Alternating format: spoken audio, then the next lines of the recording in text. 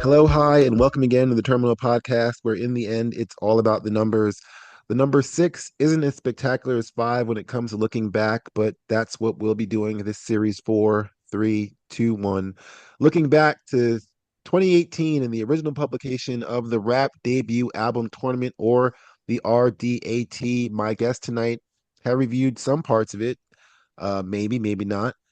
It's all at martinkester.com. They've dropped into the terminal to continue the ever evolving conversation like civilized citizens.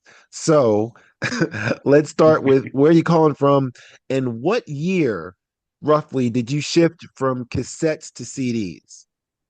So I'll start with you, Kenny. All right. Well, it's Kenny calling in from McDonough, and the year was 1992. The first CD that I bought was the actual CD single of Gangsta Bitch by Apache. Okay. I remember that. I remember that. I remember that. Because that was it. I had the single. I didn't have the I didn't have the album. Yeah. Because I need a gangster. What? I need it. Yeah. I remember that crazy Yeah. song. Ed, how about you? Yeah, they used to censor that song too, like "Gangsta What," Yeah. Yeah. instead of play the whole thing out. Nowadays we get "Fart" by Ice Spice, so we've come a long Basically. way. Apparently, we've evolved, I guess. Ed, this is Ed Molina from Brooklyn. BK, what's good? Oh, and damn, I That's all transferred, I right. think, to CDs around 92, and I actually bought two CDs. Y'all gonna mock me for this one, but I bought Das Effects and Paul Abdul. All I'm right, not no going to mock you for problem. either one of those. There's no, there's no, there's nothing. We're discussing old formats because we're going back into the 20th century.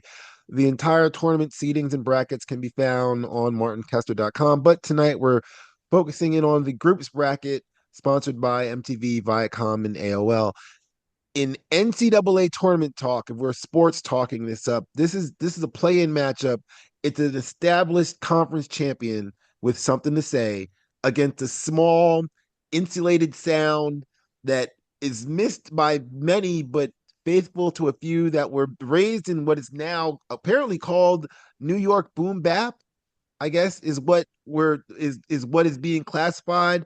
To quote myself, the children of the haves sometimes go too far and arguments turn to fisticuffs, to wrestling matches in the backyard, or to actual hands being thrown. The children of the have-nots do not have that luxury. I had the luxury to hear the growth of the boot camp clique from their origins when they first showed up, with Enter the Stage and Who Got the Props and all of that. And in my opinion, the apex of the beat minders, that whole sound and their style is The Shining, which is the RDAT's number six seed and one of the last albums to make this tournament. So just your first thoughts on Smif-n-Wesson's The Shining. The Shining, the Shinin. If I was saying it, it's the Shinin because you can't say The Shining, but Shinin. Ken, what's your first thoughts? Well, the first thing that comes to mind as we struggle with the title alone was just how damaging they were for the grammar folks. I mean, they butchered just about every word for an album song, but I love that album. I think the thing that stood out the most for me was the back and forth between Tech and Steel. Mm. We always kind of talk about how Jada and Styles P and Ghost and Raekwon go back and forth, but Smith and Wesson were pros at it. So that's the first thing that comes to mind when I think about that album. Ed, what about you? First thought I had was East New York, man. Like it's just such an East New York sound, being born and raised in Brooklyn, and it took me back to an era. It was they pretty much captured the vibe of living in on Pennsylvania Avenue, Van Sicklin, if you could say. It's definitely, re-listening to it. I don't want to say it's dated, but it definitely takes you back to an era of hip hop that was vastly different than today's sound. I think it reminded me how damn good the production was for beat miners. Like really, really good. And I think Griselda owes a lot of their sound to Beat Miners and what they did with the Shinin. See, you mentioned it. I mentioned it before because that's what I feel is the true strength of this album is the sound, the whole production of it. It's you you can just it's only an hour. It's like an hour and 6 minutes. It's really not that long, but that whole sound kind of runs the whole way through. Even the even the soundboy track, it's still kind of there and everything like that, but that's so much further along into it, just the whole beat heaviness and everything. That's what I see as the strength. What Ed, what do you see as the album's strength? I think that the production, it's definitely, again, I think it was such a vastly better produced album than Black Moon, than Black Moon's Enter the Stage. Mm-hmm. It was, I think, it wasn't as DIY kind of garage sound to take, a rock term. It sounded very polished, very, for such a street sound, it was a very That's polished sound. And I think that's the part where like re-listening to it that really stood out. I'm like, there was really great production. A lot of money went into that album. You can tell a lot of effort went Yes. into that album. yeah, I don't know if it's Whether necessarily money, but the effort. You can kind of yeah, it's yeah, the sense of that was the other thing and I don't can't even I'm looking back and I don't think I put anything in here is this was it was the whole team of it. You know what I mean? It was like the production, you like it sounded like it was built in, but it was the boot camp click as we came out with Black Moon first, and now this is Smif-n-Wesson and Helter Skelter's on the album. They're coming in. We've been talking about the original Gun Clappers forever, so they're finally coming. You know what I mean, like we have this whole concept. We're coming out as a crew, as one. You know what I mean? It wasn't as and the production, like you say, is an in-house thing. It's everybody was kind of coming together. I'm talking over Kenny. Yeah, what did you what is your opinion on the strength of this album? Is what I'm trying to get through. Now you're fine. The same thing, wordplay, but definitely the production as well, because the beat miners were really kind of in the zone by the time the Shining came around. They were working with other groups and other artists, and I mean, there's not a sorry beat on that album. Every beat is can hold its own. Well, I think I'll, I think they did the whole crew thing in a lot of ways. It's the you know the it's a precursor to Wu-Tang and 36 Chambers, right? In a lot of ways, because it's like you had beat miners getting their things together, working as a unit. You had, not just Black Moon, but you also had Smif-n-Wesson. You had the Rockness Monster and OGC and all these guys collaborating. It's one of those things where I remember hearing, I think Wu-Tang saying this, where it's like they cobbled their money together. This is really the demo mm-hmm, for all seven of them. I think it's mm-hmm. the same spirit and vibe with this album where it's like, yo, Black Moon got on, Buckshot Shorty got on, Beat Miners got on, so now we're gonna bring our boys on, which was something that was very Yeah, common, I think, in '90s hip hop. Of yo, if I Yes, succeed, we all succeed. we all And the whole team comes through. We all coming through. mhm, exactly.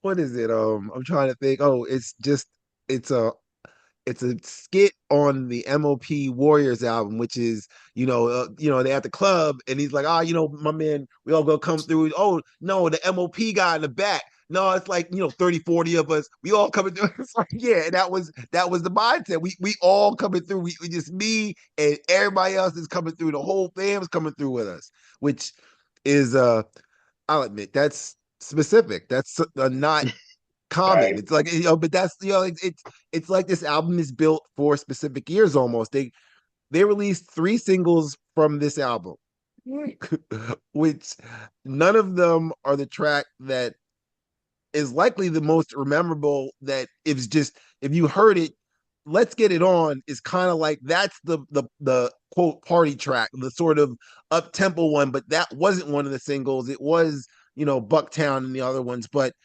Let's Get It On is one of my favorites because most of the albums are. But how I, many? Go ahead. no, Go ahead. it's funny, like that's the posse cut, right? Like that's towards the end of the album, if I remember correctly. No, no, That you're thinking of the other one, which is the Posse Cup. But yes, I know what you're talking about.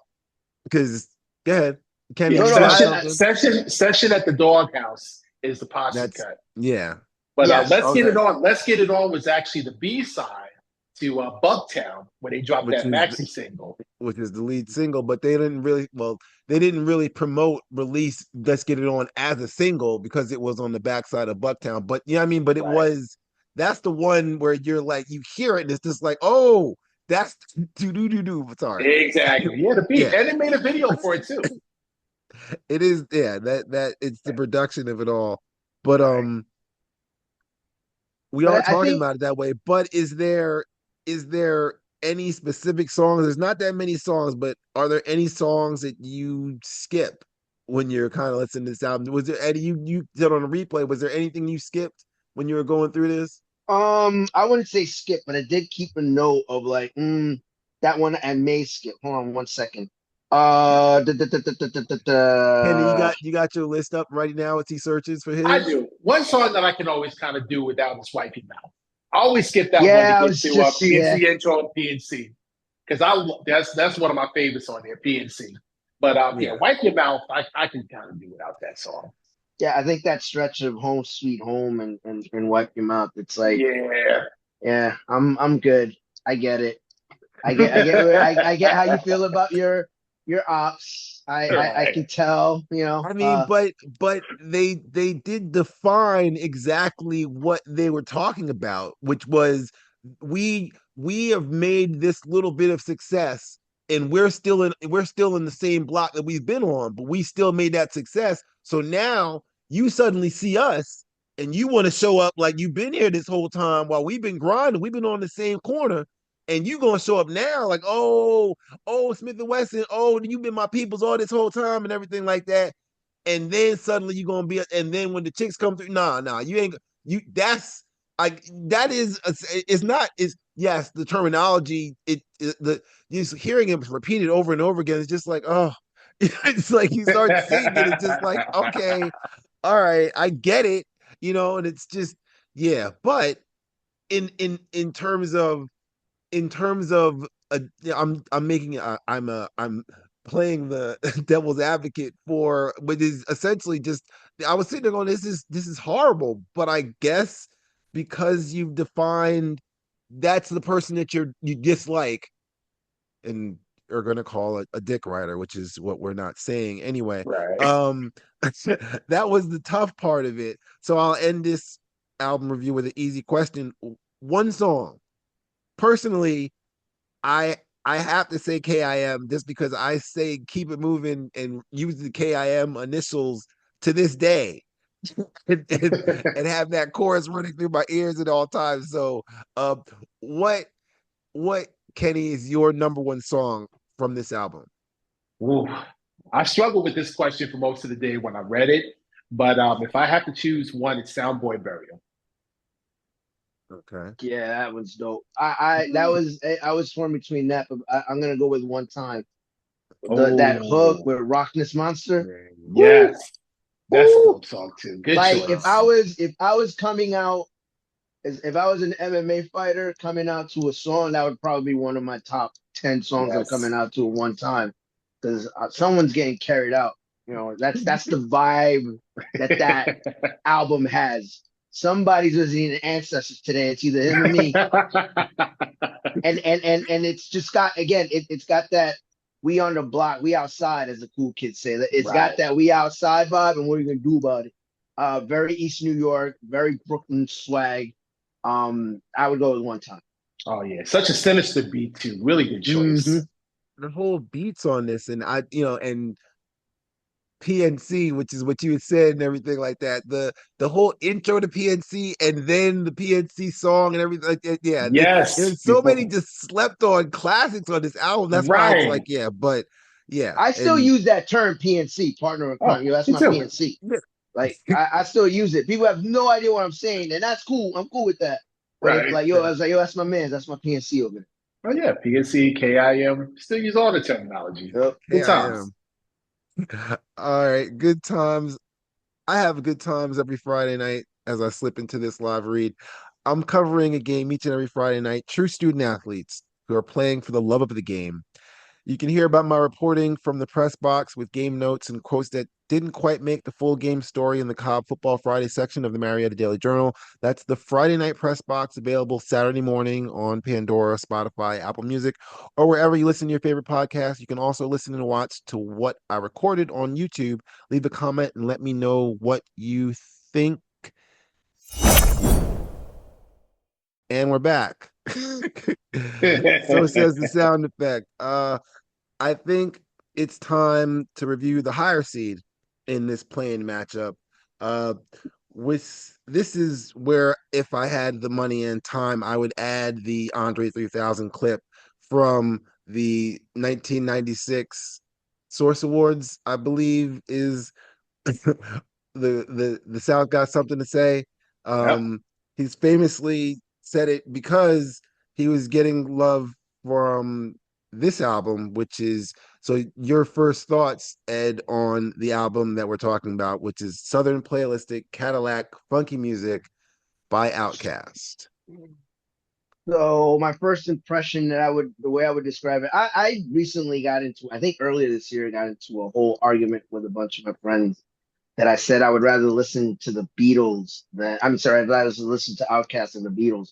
The way I would describe this album is probably hip hop's version of the White Album. To put it in Beatles terms, I think it's Okay. such a brilliant album.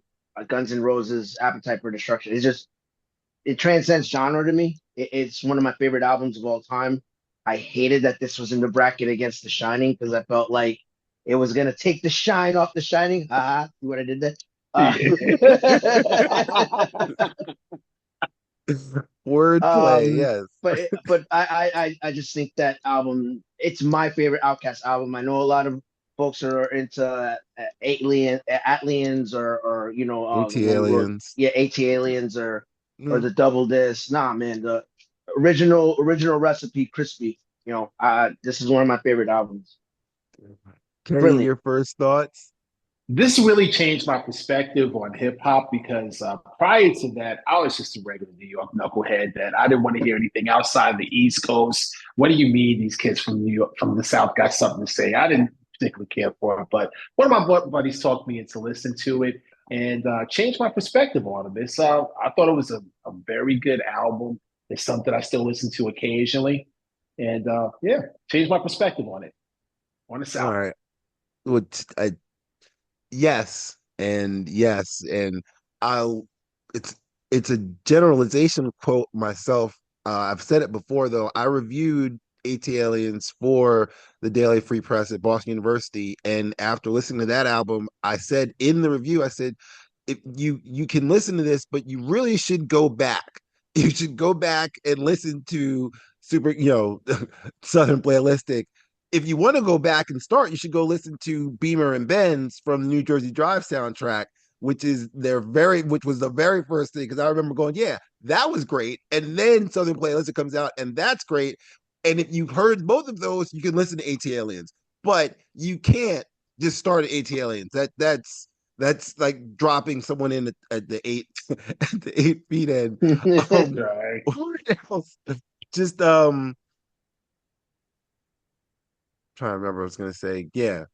Why what's the strength of this? I've said all that to basically then say what is the strength on this album to you, Kenny, and why are we talking about this in such elevated terms? What of one thing that you kind of say this is why. The crazy thing is we could really say the same thing about this album that we said about Smif-n-Wesson. It's the production because prior to this, any experience I had with Southern music, Southern hip hop was the beats were kind of slow. There really wasn't much action to it, but the production on Southern Cadillac was different from anything I heard that was coming out of the South. So that was the strongest thing for me, the production.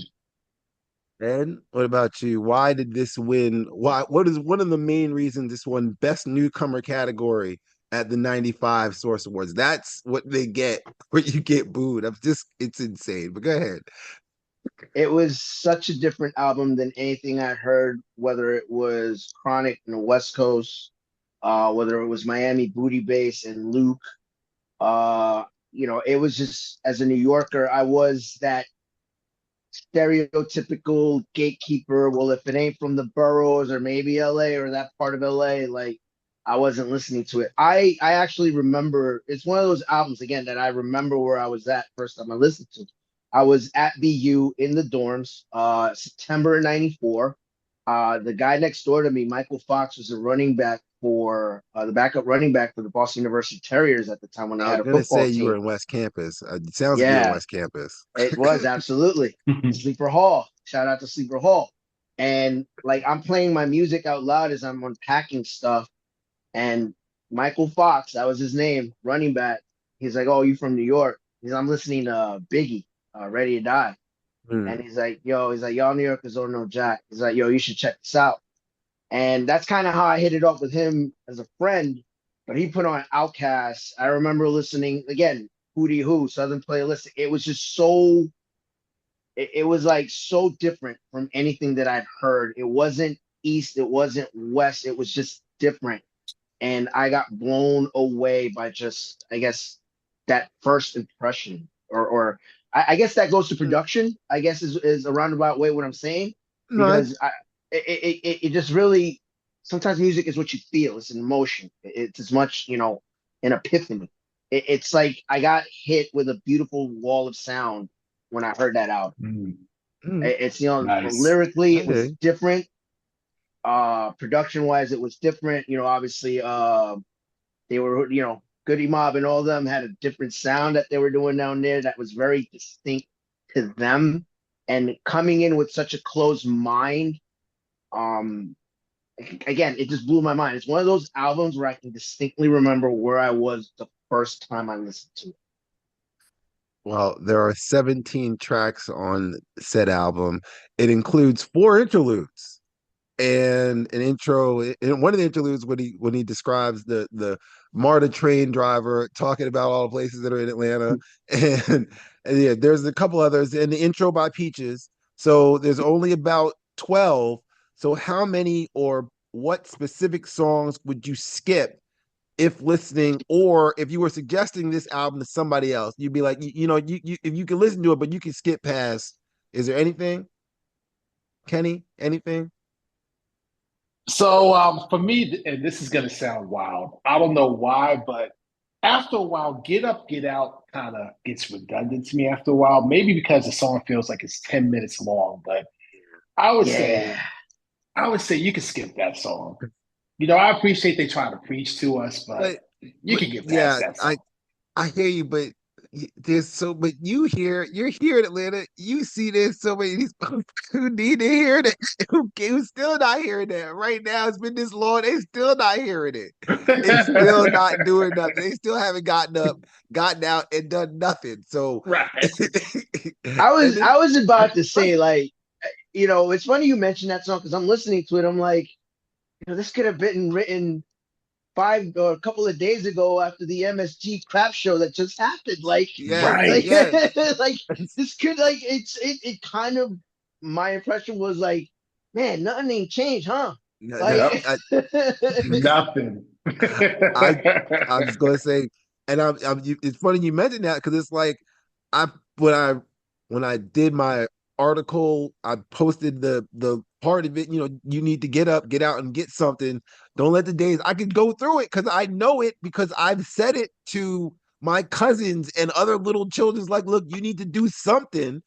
And the problem is with that, the mindset that is seemingly missing, and maybe I don't listen to enough of rap and hip hop today, but it seemingly has been missing for a while, which is black men encouraging other black men to get up, get out, and do something with themselves.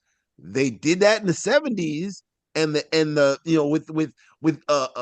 with Isaac Hayes, with who else am I sitting there trying to think? It was even with Stevie, with a lot of those soul singers, they were saying something, but it was Marvin, also don't like leave out Right. Marvin. Marvin, you know, it Harold was Melvin and the about Blue doing Notes. something Yeah. else. It was not just about this music. It's about doing this music and then trying to do something else. Sly and the Family Stone was what I was trying to blank in my head. It was trying to do something. I'm gonna defend today's youth. I, I think yeah, when you when we live in a world where Kendrick is about to headline the Super Bowl halftime show, it's out there. Maybe we weren't, as Kendrick has pointed out, maybe we're too busy listening to that Canadian guy, you It, know, it's stay puff up possible. there. So, you know, it's out there. It's been out there. J. Okay. Cole's kind of talking some different stuff. So I kind of we probably, because we were more in tune, because again, hip hop in a lot of ways is young people music. Maybe because we were in tune, we just felt it more, we saw it more. But Right. it is out there if you look for it. It's just a lot more devices for delivery. Back then, you That's had to fine. make the effort to go buy something to listen to it. Nowadays, I got like 4,000 songs in my phone. I got Spotify, I got Pandora. Shout out to all these platforms that allow us to Yeah. do this stuff like podcasting. But Right. it's just there's more of it. So something like To Pimp a Butterfly, it got put out there. Yeah. Yeah. Mr. Morrow got put out there. I mean, It I'm it's I'm just a matter of like whether we want to seek that well, knowledge. It's like it's anything not else. I'm not saying it as if the music needs to say that and people would be listening to it, because people, I've gone back, it's not as if it wasn't said in the 70s and people didn't listen to it then, and it was said in the 80s by Public Enemy, everybody didn't listen to it then. It's not like it hasn't been listened to before. So that Right. was I didn't want to go into that point too much. um so what is your top song from this, Ed? You said this is your favorite album, so I almost feel like I don't want to ask you about it, but what's I your favorite song off of it? it was a tie between two songs, but I'm gonna go with my one. I'm gonna stick to one. Crumbling Herb. That's just my Okay. vibe. That's what Yeah. yeah, Crumbling Herb. It just, that says it all. Like that flow is perfect for a session. Just, it's like Boot Hmm. Camp Clip talked about doing a session, but it felt like somebody might get knocked out if they, if they Yeah. act out in the session. If you're not This down is, with their crew, it's trying to step yeah, into their Yeah. cipher. It's like like, I'm yeah, not gonna, no. yeah, I might get lumped up if I'm not down in their cipher. This is Crumbling Herb is more of a, there's so much in this, Yes. there's so much in short time in this world, man. I'm just crumbling herb. Like Just crumbling herb. that's such a beautiful vibe, and it's connected with me more and more as I've gotten older. As I'm getting closer to a grave than a cradle, it really does connect more of just taking a hit and just saying, F it, I don't need this drama. I don't need your BS. I'd rather be in that cipher than the PNC cipher over there, where they might ask me, what size are those, homie? I'm good. I'm good. I'm good. For Crumbling Earth. Kenny, what's your top song? For me, it's the title track. That's the one that really caught my attention because around that time I was still a wrestling fan and I was watching a Mm. lot of WCW. And when they made the Dusty Rhodes reference, that caught my attention. I was like, "Whoa!" And I was in. All right. Uh, My so honorable mention was Hootie Hoo. okay, yeah. Tight like hallways. No. I Hootie Hoo is there's really no dope. bad answer. I was gonna say, so after we finish this, what is there any song you think of right now that's like, all right, I'm after this, I'm going to listen to this track or this album part of it after, I'm just talking between you guys in the next 24 hours. Like it's like I gotta listen to this now. Having talked about it now, I gotta listen to it now. Anything? I, I I think I probably go back and listen to that. I was listening to that boot camp clip while I was doing laundry today, and I'm like, there's a lot in that album where I'm like, man, I missed that as back then. I missed it, and I'm like, there's stuff that, again, beat miners. There's a lot of stuff beat wise. Like I thought I heard, oh my god, why am I blanking? Not About Bobby Womack. samples. I'm blanking on the name, but there were some like old school like 1970 beats where I was like, oh snap, like it's real thug music. It's Right. Rob you thug music, but there's some beats in there that are very very, again, that 1970, blue notes, as was mentioned before, like samples and beats, and particularly a lot of the percussion that were taken out. So I'm probably gonna go back and listen to that. They really were beat miners. That was a appropriately named crew. Absolutely. Same for me. I'm going to Anything? go back and listen to Shining again, because mainly because I just talked to myself into listen to PNC again, just to hear Steele's yeah, text verse. Before I Before I go go to to head, bed, then I go I take take an an L L to to the the head. head, reminisce Reminisce over over words work that was that once was once said. said by my man. God rest his Bless soul. his Yeah, soul, but I'm already yeah, yeah. President Dolph. All right, I couldn't continue, but so we've talked about both of them. Which album moves on? Which album in this, if you know, which album is the better of the two, would you say, as a rap debut album? Once again, this is the first album that Smif-n-Wesson put out as Smif-n-Wesson. This is our first album as Outkast. This is our first album. Who wins between those two? Which is the better? Ooh. I'm gonna be in a minority in this, but I'm gonna pick The Shining. You got upset.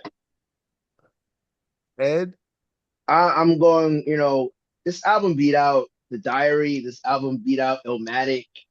This album beat out for like, you know what I mean? Like, Yeah. I don't know. I didn't beat out those albums. I'm sorry, but it's just I'm thinking of just Outkast that year that they won Best New Artist, and like Yeah. those are in some powerhouses albums. And I'm going with Southern Playalistic. It's just Yeah. '94 is just such a brilliant era, and I believe they did beat out actually Smif-n-Wesson for Best New Artist that year too as well. So I'm gonna stick with I guess the plain vanilla answer and go with Southern Playlist. It's all right. It's all right. You can take what is it? You can take a seed. What is it when you just take the top seed? You can take the bracket winner. You can take Yo, that. I may get robbed for my sneakers for No, going Atlanta over Brooklyn. I'm just saying. no. On my Well, Brooklyn pass, I'm about to lose my Jackie Robinson pass, son. Like, what'd you do to me? I heard that Brooklyn's changed anyway, though. But Yeah, but it's still home, bro. Like, it's still I home. hear you. I hear you. But in this case, you don't have to worry about it. The tie goes back to the 2018 answer, which would be Outcast and Southern Playalistic, which would move on. So that would be the consensus answer. And to close, we will close with a trivia question: The Shining or The Shinin, which is what Woody would pronounce it as. It sold over 300,000 copies in the U.S. according to Wikipedia, and it was named one of the sources. It was named to the sources 100 best rap albums list in 1998, whatever that means. But Cleveland.com, where I get all my hip hop news from, ranked the top albums from the 1990s. And according to Wikipedia, it said Outkast would make better albums, a few actually, but perhaps none were more important. Based off of that quote right there, where did it rank on the Cleveland.com's top albums from 1990s list? Ed, you got a number? I will guess 4. 4. Kenny? Let me say 12. 12. The trivia answer will be in the description for this episode. You can hear more Terminal Podcast about sports, music, and more. We're on Pandora, Amazon, Spotify, wherever you're listening. Please leave a review. I'd like to thank our guests for stopping by and wish you guys safe travels wherever your highway takes you. Thank you and good night.